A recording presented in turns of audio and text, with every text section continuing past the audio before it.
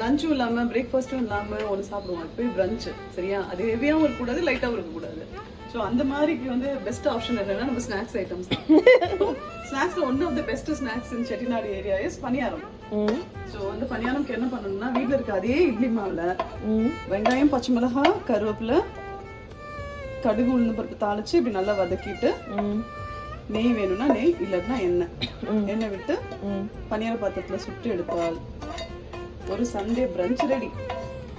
So காலையில Sunday அன்னைக்கு சாப்பிடவே இல்லை அப்படின்னு சொல்லக்கூடாது, சேர்த்து சரியாயிடும். ஏன்னா எந்திரிக்கிறதே 10 மணிக்கு.